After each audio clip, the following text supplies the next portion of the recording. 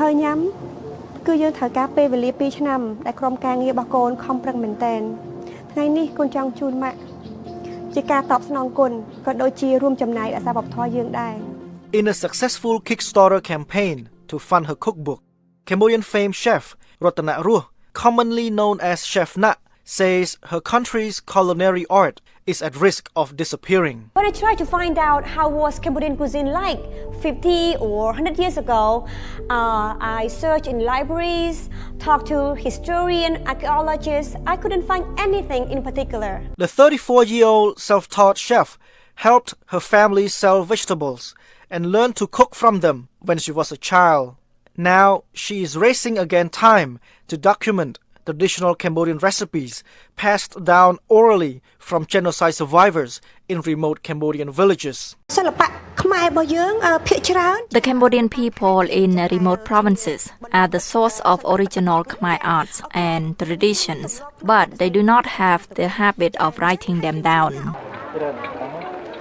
The few written records of Cambodian culinary traditions were almost completely erased in the mid-1970s by the Khmer Rouge regime.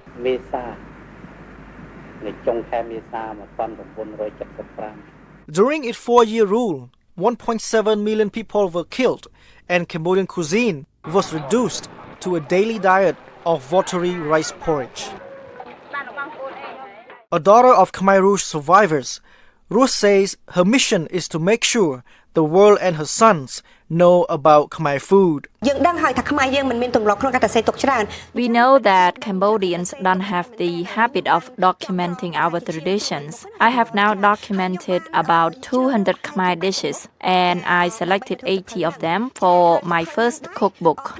The 200-page cookbook entitled Nyam or Eat consists of recipes for the country's signature dishes like cocoa soup, banana rice cake, fried fish bread, and stone crab stir-fry with pineapple.